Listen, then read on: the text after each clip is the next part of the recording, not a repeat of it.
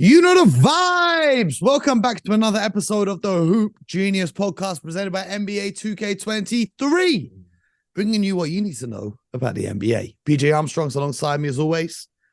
BJ, how you feeling? It's good. Little rain here. So Mo, you and I, we're In the sharing same the boat. same weather. Little rain here. With a little rain out here in stateside and in California. So it's Well, all man, good though. Can't complain. get used to the cold It's all weather. It's going good. to be a week now until you're in Paris. So get used to it, my friend. Yeah. So it's all good. So what's going on in the NBA world? What's happening out here? Well, I want to talk a little bit about the Brooklyn Nets. In their recent stretch Oh since Kyrie Irving yeah. returned, 20-4, the best record in the league, first in offensive rating, second in net rating, fifth in defensive rating. However, on Sunday night's game against the Miami Heat, Kevin Durant hurt his knee with Kyle Lowry trying to take a charge. And then later in the game, Jimmy Butler fell on his leg. And he has now been diagnosed with an MCL sprain in his right knee and will be reevaluated in 2 weeks. Adrian Wojnarowski says there's optimism that Durant will miss less time than he did with a 6-week absence last season. A sigh of relief around the Nets organization and their MVP candidate. Now, first of all, very fortunate that it's just a sprain and nothing worse, because it could have been a tear or something that ended his season. The way he's playing and just in general, you don't want to see that happen to anyone. But I want to know from you, what do you think about this Brooklyn team? Because we talked about the Suns and how they're falling in the standings without Devin Booker. Last year, they went on an 11-game losing streak and fell out of first place and into the play-in when Kevin Durant was out with injury. Do you think that this team now this season, that's built slightly differently, is going to be able to stay afloat despite KD missing the next 2 weeks for sure, maybe 3 weeks, maybe even a month? Because you don't want to rush him back. He's an older player. He's had a bunch of injury. You don't want to rush him back. Well, first of all, I never like to see anyone get hurt. So I know if there's a silver lining in all of this is that it's an MCL strain and nothing worse. So hopefully he gets back, because without question, the Brooklyn Nets, in particular, Kevin Durant, was playing excellent basketball.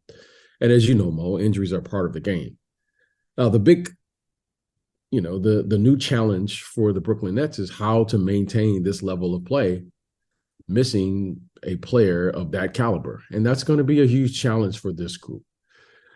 And, there's only about 4 games that separate the second seed, which Brooklyn is currently in, and let's say the 6th seed, which is the Indiana Pacers. Okay. Mm-hmm. So there's about 4 or 5 games that separate all those players. And this is going to be a big challenge. And a lot of that responsibility is going to lie in the hands of Kevin Durant and Ben Simmons.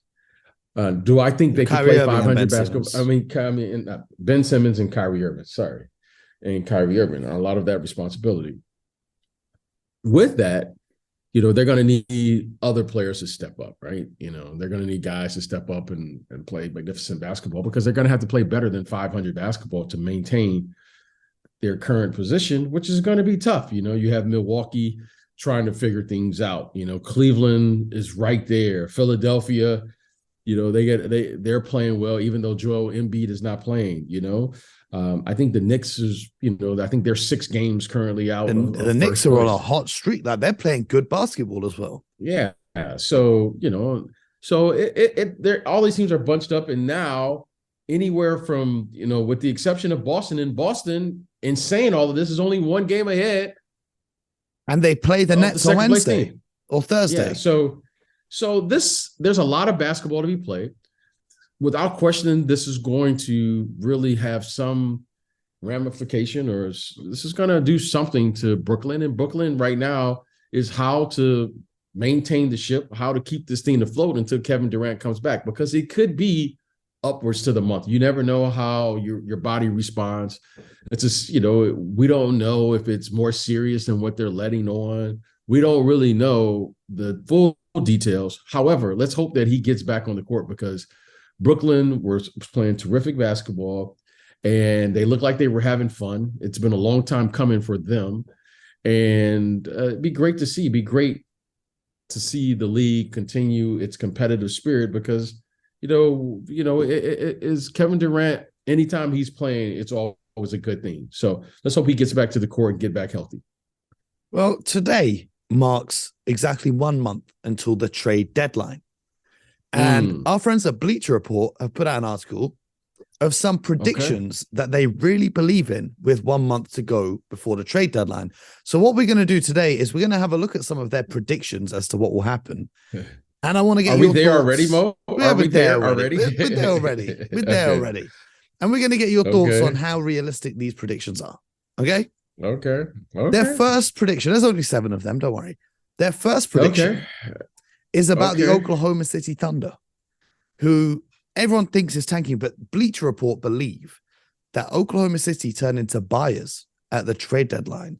And maybe not go for a superstar, but look to add some depth to their team.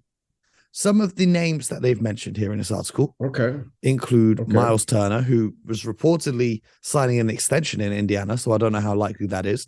But they're looking at guys such as Rashawn Holmes, Obi Toppin, Josh Richardson, Kelly Olynyk, Mo Bamba, Kyle Kuzma, PJ Washington, etc., etc., etc. So kind of very good level role players that OKC can kind of get a bit of a veteran presence, maybe a few young guys as well, but really shore up their roster and just add some depth in there to go alongside Shai, who is playing absolutely great basketball this season. Well, I will say this about the Thunder. Quietly, there's a few teams that have quietly gone about their business, and they've put together a really good team, even though their record doesn't indicate that they have a good team. And Oklahoma City Thunder is one of those teams. I really like what they're doing. I love their guard play with Shai Alexander. This kid, Josh Giddey, is a really nice player. Lou Dort and those guys. I like what they're doing up there. Okay. They've really put together a really nice team full of young players. You know, Chet Holmgren is going to be a huge piece for them because he can add something, especially on the defensive end. If he's just can rim protect if he can get healthy. There's reportedly some concerns about that, but yes, fingers crossed. And that's fair. However, in spite of all of that, I still like their team, whether Chet gets back there or not. I still like what they're doing up there. They are 1 piece or 2 pieces away, right? They're going to get another lottery pick this year in the draft, most likely. And then they'll have cap space or they can trade or do whatever. So I think they will explore every opportunity because I think starting next year, now they have to start producing. Meaning, you know, Josh Giddey is a year older. Shai Alexander now, he's a max player. And with the players that they currently have, they can now, I think they can start, you know, looking at things of what they're going to do. So I think they're going to explore everything that they need to explore. However, I would be surprised if they made a move like a Miles Turner. Yeah. I'd be really surprised. Let me ask you this. Let me ask you this, because this is an interesting thing about OKC. Who do you consider as the best shooters on this OKC roster? Well, when you say best shooters, what do you mean? Percentage-wise? This is the premise. This is the premise. Is Shai Gilgeous-Alexander is averaging 31 points a game. And he primarily scores at the rim or in the mid-range. Okay. There's no players on the OKC Thunder, in my opinion, that other teams really worry about, right? In terms of having to stay home. It's not like they've got the Kyle Korvers and JJ Redicks of the world where defenses are afraid to help off, right? So this guy is averaging 31 points a game without any of these players on the scouting report that other teams are like, okay, you can't help off him. You can't help off him. You got to stay home at the 3-point line. So he, out of every superstar in the NBA, here's, if we're going to call him a superstar, is doing the most with the least amount of not only help, but also the least amount of offensive spacing, because you'd think teams can just pack the inside and stop him from scoring when he gets on the inside. That's the interesting part for me, is he's already putting up 31 points per game. Now imagine if they add some pieces that defenders and opposition teams have to actually worry about being threats scoring over 40% from downtown around the perimeter. that's where things get really interesting is Shea's been a great player so far, and he could be in the MVP conversation for years to come. But if they make the game even easier for him, and then you talk about Chet Holmgren coming back, giving them another offensive option who could score the ball in his hands, I think Shea can just get even better and better.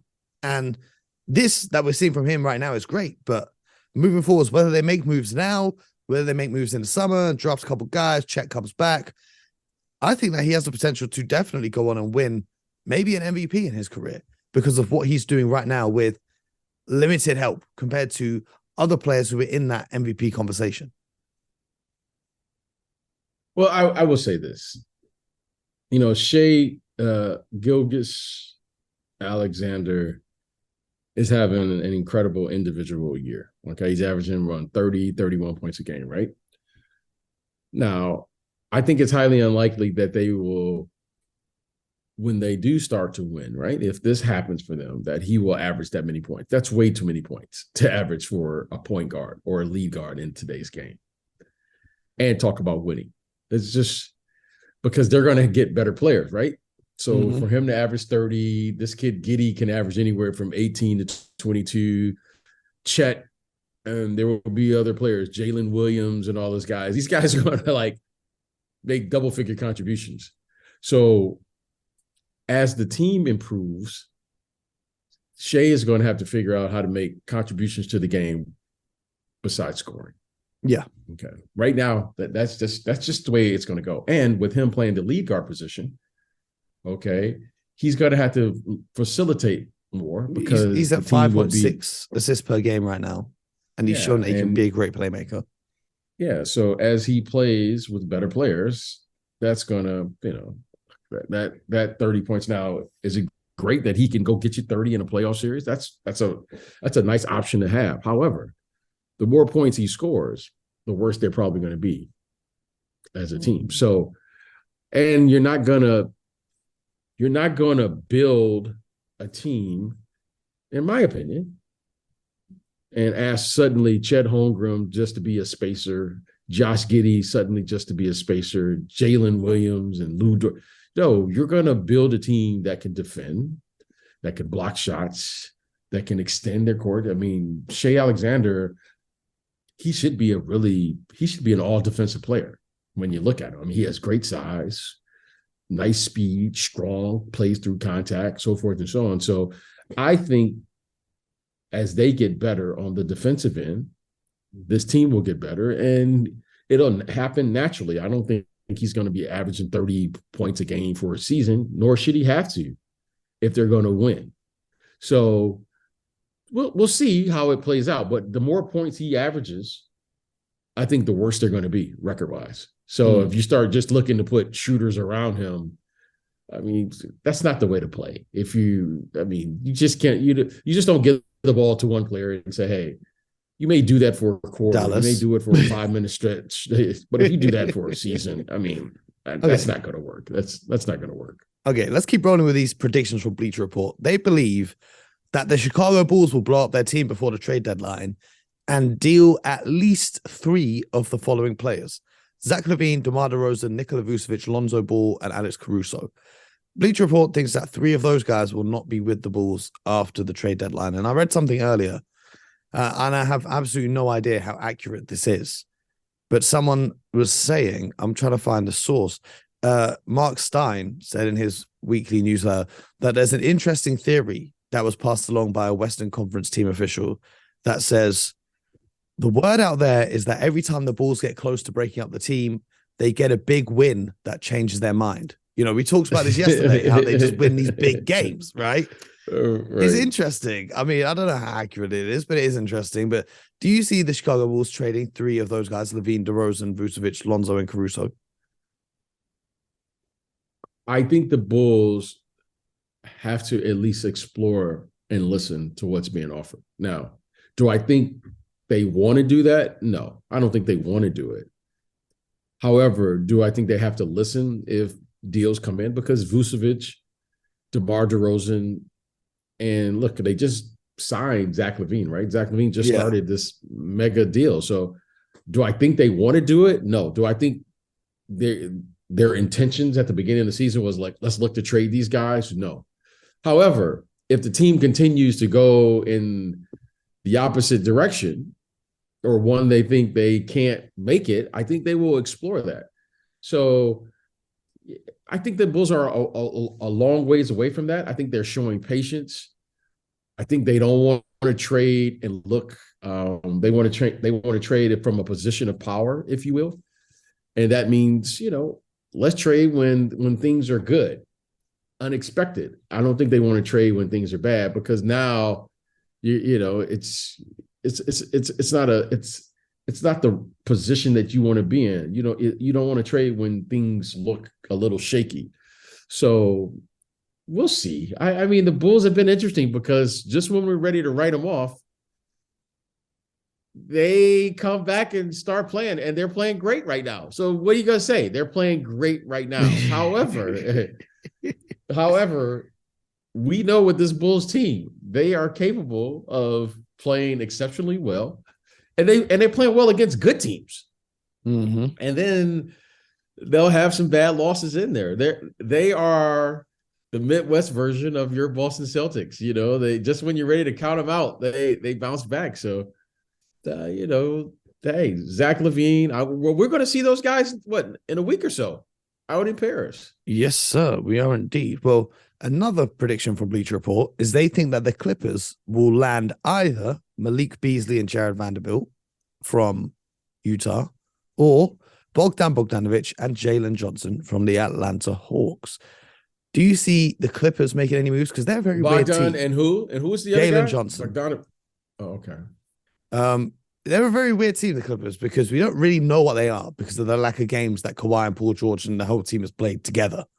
So these moves are just about adding a little bit more depth, I guess. How much more depth they need? They need more depth to do what? This is what I'm saying. I don't really know what they are without seeing them for long stretches of time together on the court. Do you think that they stand pat with their roster, or do you think they're still going to tinker with it a little bit?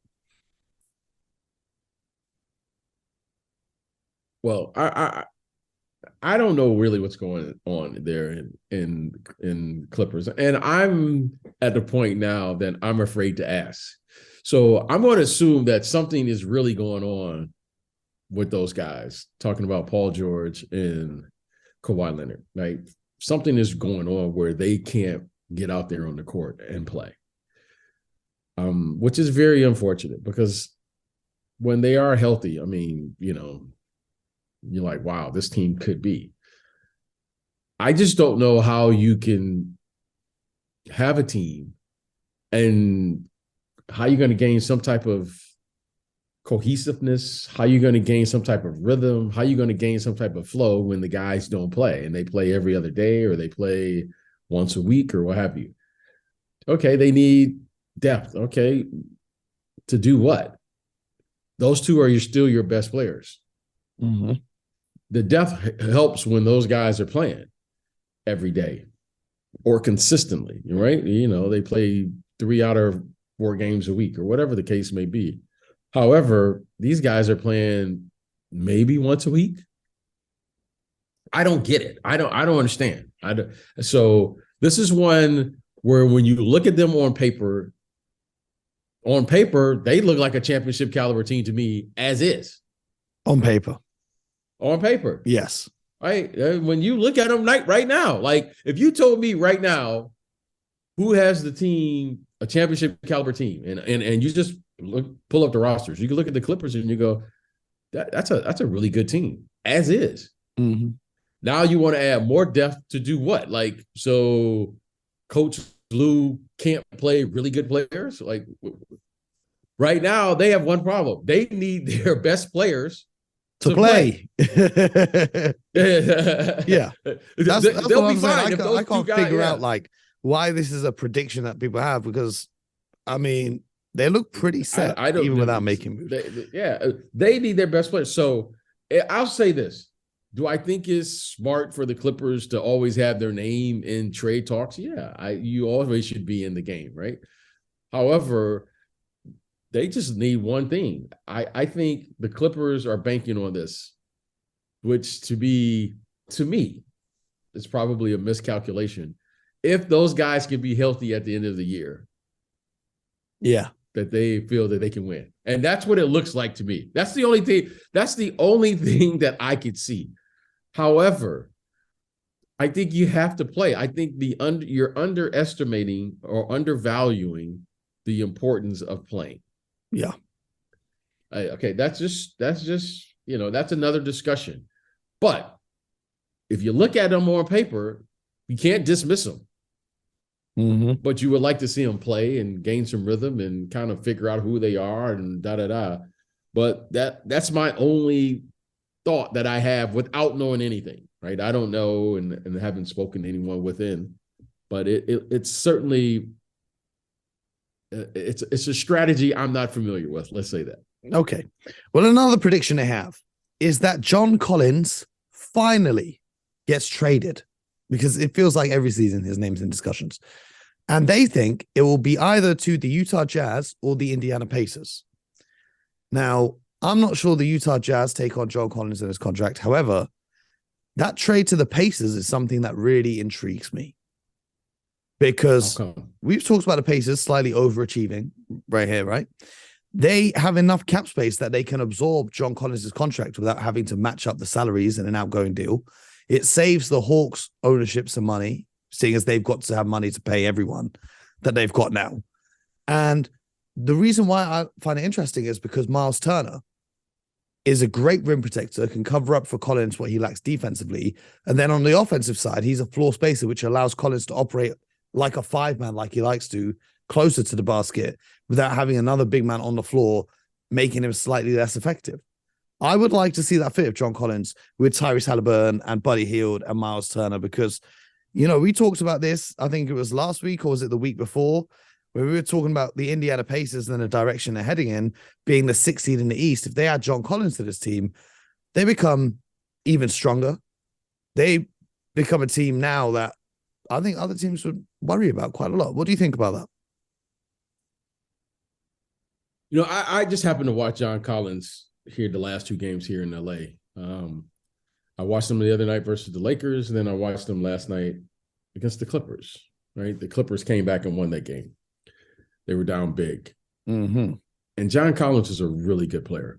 Mm-hmm. He's a really good player. Now, he is, when you say positionless, he is a frontline player of some sort, right? I think they're on a West Coast swing, because now that I think about it, I just watched them the other night versus the Golden State Warriors.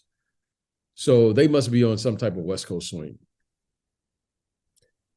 I will say this. I think John Collins, and with his contract, I think that's a really good deal for someone to be able to figure out how to acquire a really good player. And when I say a really good player, I think he is a starter 6-man type player he'll be, if he wasn't a starter, he would at the very least would be a 6-man, a 25 to 30 minute, 35. I can't think of many 30 minutes a night. I can't think of many teams where he would come off the bench. Like, I think he's that good that he's a solidified starter in this league. Well, I could, if he was your first big coming off the bench, you're a really good team. Like if he was coming off the bench for the Boston Celtics. Oh wow, I'd love that. But with his contract, that's not really a bench player's contract. Well, I think in today's market it is, and here's why: because of the salary cap is going to go up. So I think his contract is a really, really it has appeal to it, right? His contract is appealing. You're getting a player who is going to perform or has shown the ability to perform or perform higher than what his contract is. I think that's a really good contract. I think that's a really good contract for a smaller market team to absorb. Why? Because you're probably not going to get a better player than that in free agency anyway. Mm-hmm. I think he's a really good player. Now, in saying all of that, where he ends up, you got to figure out the Trae Young situation. Because when I start seeing guys report things, right, they're not just, I don't think people just grab things out of the air. I think they might have heard it, there may be some irresponsibility in reporting it. We know how this game goes. But you're not just saying it because you haven't heard it. You know what I mean? Yeah. So I don't know what's going to happen down there in Atlanta, but there's some smoke. And where there's smoke, there could be something. Mm-hmm. So I'm not going to dismiss it totally. A lot of people are dismissing it, right? You know what I mean? I think the organization said something. However, I'm just not going to totally dismiss it. I got to see what's going to happen with Trae Young, because I think John Collins is a really good player. Like, I value what he brings, especially in today's game. I think he is what I would consider a player, right? You know how the Warriors got lucky with Wiggins? When I say lucky, they took a player and there was mixed feelings, right? And now you look at Wiggins, you're going, man, he's a really good player. This kid Collins, to me, is in the same boat, right? Yeah. Except he wasn't the number one pick. Yeah. But this kid can play and guard, defend, play over the top. He could play 3, 4, and 5. He could shoot a little bit. He could do a lot of different things. Gives your team a lot of flexibility. You can switch. You can do a lot of things. So I hold him in a high regard for a team. And if I were in the league, I would be trying to figure out how to acquire players like that, because that's what this league is all about. You know what he looks like? He looks like a player that the Toronto Raptors would acquire. Mm-hmm. Well, we got a lot to talk about Toronto. I mean, that's a whole nother episode. Yeah, but 6, 8, 9, 10 athlete jump. I mean, I hold John Collins in very high regard. So I think someone, if they decide to trade him, is going to get a really good player. I really do. That's how I view him. Now, hopefully Atlanta sees maybe what the rest of or what I see, and I could be wrong, but I really, really think he's a good player, and I think he has a really nice contract right now. I don't know how many years he has left on it, but you know what? For a player like that, knowing where this league is going, that's pretty good. He's only what 24, 25 years of age? I mean, he's young. Yeah, well, the thing is, he's never been given that kind of role. He's 25, but he was on the Hawks, and then they got Trae, and they gave the keys of the franchise to Trae. And I don't see John Collins as a primary guy, but I do hear what you're saying. Another player that I know you hold in high regard is Kyle Kuzma of the Washington Wizards, and he's got a player option next year, which is likely to decline. And the Wizards, they say he's part of their future, and then the Wizards say they're open to trading him, and he's part of their future, etc., etc., etc. Bleacher Report here think that the Milwaukee Bucks will trade for Kyle Kuzma. And I'm not sure how they're going to match the salaries for Kyle Kuzma. For who? Well, I'm not sure how they're moving the salaries. They want to move the Grayson Allen contract that they've got. But I don't know. I think Kuzma's making around 12, 13 million this season. So it's not impossible for them to come up with a match for it. But what would you think about Kyle Kuzma on the Bucks? Because Middleton's been kind of inconsistent compared to what he usually is. And obviously, it's not his fault with the injuries and that kind of thing. Would you like to see Kyle Kuzma on the Bucks? Do you think that, we talked about the Bucks recently as well, about adding a player that could take them over the edge because their supporting cast around Giannis isn't looking as strong. What do you think about Kuzma on the Bucks? Well, I hope I'm wrong here, but something seems I'm a little concerned about the Bucks, especially the health of Chris Middleton. I'm a little concerned now. Okay, I know he missed significant time last year. He missed the playoffs. Mm-hmm. He's then whatever was going on. Okay, I just assumed he was going to be back at the start of this year. Then he missed that. Now he's out again. So I hope I'm wrong here, but something must be wrong with Middleton. Okay, the Bucks, they get off to an early start without Chris Middleton, and suddenly now they've kind of been flailing a little bit with the way they've been playing and who's in, who's out. Drew Holiday's been out. The one constant has been Giannis. But at some point here, you got to start looking and saying, okay, what's going on here? Because Giannis is going to need, he's going to need a supporting staff around him, but more importantly, you need consistency around a player like this. He's scoring. He had a very uncharacteristic game. I think, was it last week? He only had like 2 field goals in a game, which is very uncharacteristic for a Giannis type performance. So I would not be surprised if the Milwaukee Bucks were looking to do something. Okay. I think if they're going to play against the Celtics, and they're still in second, third place, somewhere around there. Yep. And if they're going to play at at that level,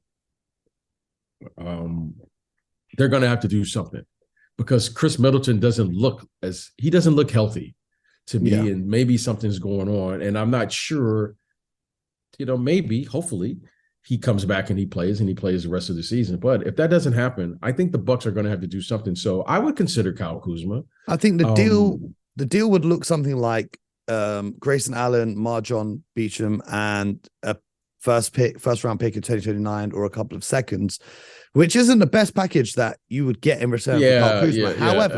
However, he is a soon to be free agent, and he doesn't really show any signs that he wants to stay around in Washington. And without any guarantees that he would re-sign long-term for another franchise, I don't know many teams that would be willing to put together a better package to go out and get him. And Milwaukee have the ability to retain him if he was to get traded there. And I think he would quite happily play alongside Giannis for the rest of the prime of Giannis's career. That's got to be a pretty attractive option to anyone.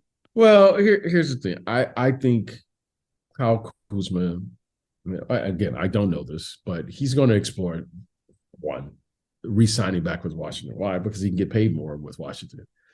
2, I think he would explore a sign and trade with a team.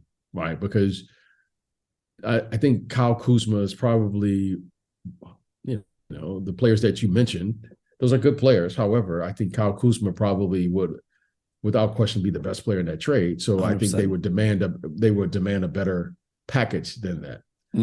So it would probably be in his best interest to probably at least explore a sign and trade, because you could get more, value for that if that were to happen.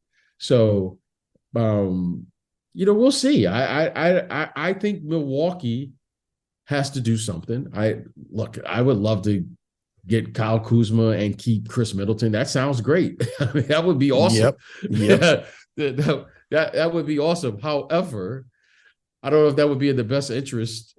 If that would be in the best interest of the Washington Wizards, right? I think the Wizards have a bigger issue, which is, there's been some grumblings with Bradley Beal. What's he going to do? And if Bradley Beal stays and Porzingis and Kuzma, that's a good start. That's a good start to a team with those guys. So I'm going to kind of wait and see on Kyle Kuzma. I think he will be an interesting player that will be talked about a lot during the trade deadline. However, I do think, his financially, at least, his best option will be a team that, his current roster, his current team, be the Washington Wizards. And I would be very selective just going to any team knowing that we're going to have a new collective bargaining agreement here coming up soon. Because you never know what the long-term process and the commitment is going to be from another franchise. Okay, so I would just consider those things. However, I think he will be very attractive. I think there will be many buyers out there who would love to get Kyle Kuzma. I could see him, I could see Kyle going to like Miami. I could see Kyle going back, Western Conference, you know what I mean? I could see Kyle Kuzma going to like the Sacramento Kings, for instance.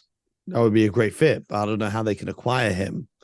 Like a Harrison Barnes or something like that. You know what I mean? I'm just going off the top of my head. So I think there, I'm sure there will be a Kyle Kuzma Collins talk. You know what I mean? I'm sure there will be a lot to discuss here. But I think he will be a very attractive player. Well, I said we're going to talk about Toronto. So the last one on this list is the prediction that Toronto trades Fred VanVleet.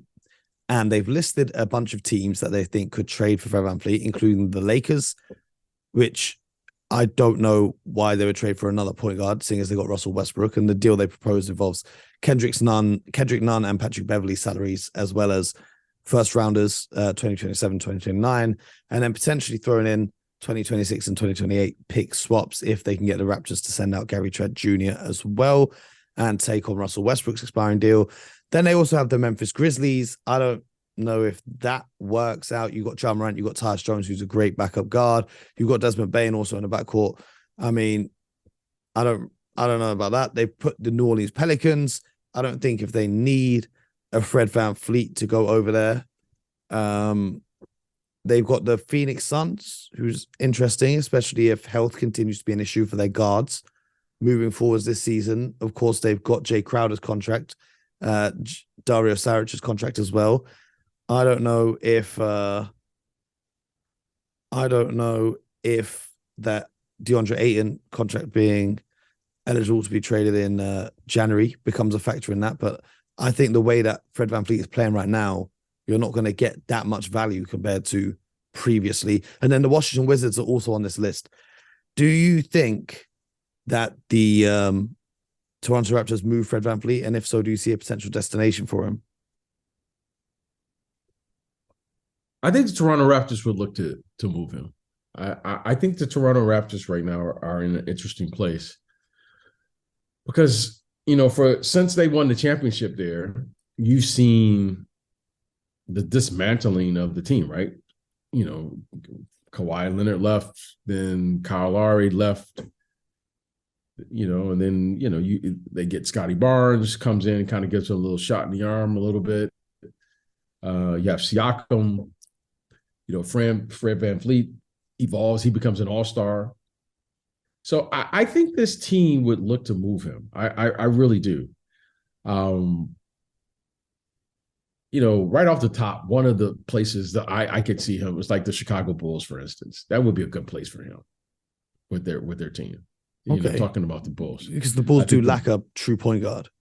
I think the Bulls would be a good place. You know where else I think would be a really good place for him? Is the Dallas Mavericks. Mm-hmm. I think that would be a good place for him. But you could put in the Houston Rockets. I like, a place for him. I'm trying to think where else. I could see him with the Clippers. I think that would be a good place. I think Minnesota would be a fantastic place for him. All right, so I think there are teams for him, a number of teams, where they could, the Orlando Magic, for instance, you know what I mean? Who knows what they're going to do. They have a lot of guards, but, I think Fred VanVleet is, you would have to consider if he becomes available. So I think there are a lot of teams that you would consider with him. In a trade. I don't know. I don't know what I haven't watched Toronto close enough to say this, but at some point they're probably going to have to either go to the draft or make a big trade or a big splash. Okay. And that big splash would be Siakam. I don't think Scotty Barnes is available. So it'll be Siakam, Fred VanVleet plus to get whatever it is they're looking for. The big splash could have been Scotty Barnes for Kevin Durant in the summer, but they decided to stand pat and not make that. But yeah, I agree that the Raptors need to change the direction. I don't think I couldn't imagine that if that trade was true, that the Raptors wouldn't have done it. Yeah, see, I'm not buying that. I'm not buying that. Okay, I'm not buying. Now, you know what I mean. I'm not buying it. Go ahead. It remains to be seen the direction that the Raptors decide to go in.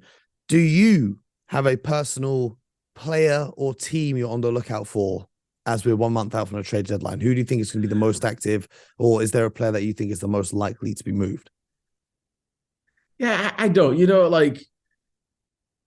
I think I'm a little bit more sensitive to getting traded because I know how difficult it is when you get traded. It's fun for the fans, but as a player who's been traded, and your family, and you got kids in school. Yeah, we should do a whole episode about that. We'll do an episode about the reality. This isn't like this isn't fun, right? You know what I mean? Like getting traded isn't fun. You know, like so. I know sources say, and people like to talk about their players getting moved, but I mean, think about it. You got to get up, you got to pack, you got to move. You got kids in school, you got families, you got homes, you got this.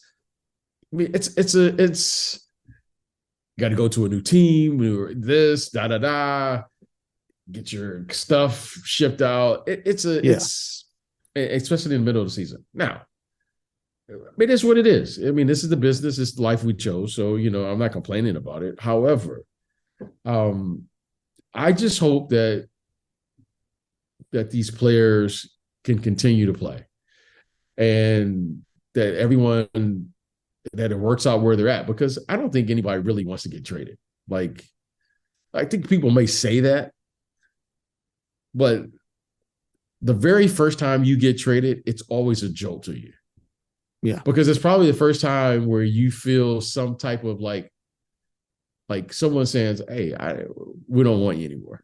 Yeah. Yeah. Well, let's dedicate a whole episode, because I think this is a great topic. Let's dedicate a whole episode to the realities of getting traded. We'll have this conversation soon. Yeah. Because I think that's a really interesting perspective. Because obviously, it's not interesting. The media, it's just what it is. This is what it is. For the fans and the media, they don't see that reality of real life that goes on behind the scenes. You see it. You see it. It's just that you don't want to see it. You see it. Bro, tomorrow you're going to get traded. Like, tomorrow you're going to get traded. So then you got to pick up from London and go to New Orleans. And you got... As long as that trade comes with an NBA salary, I'm good with it, my brother. I'm good. Yeah. I'm good with exactly. If there's 12 million there for me, I'm calm. But no, I hear you. But I mean, it's not that simple. You know what I mean? That's the one thing with these players that you can't forget. There's people. Yeah, of course. And so it stinks. And like I said, I hope that those players can all figure it out, right? You know what I mean? And it's always fun to do for the fans, and I get it.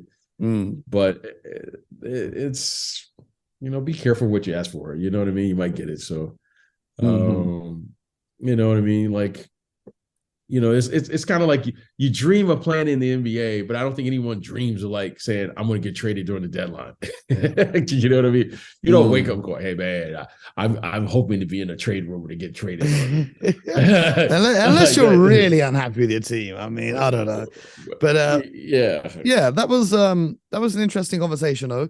That was Bleacher Report's trade predictions before the deadline. Stay locked in, as we'll have more, and we'll have all the latest news coming at you.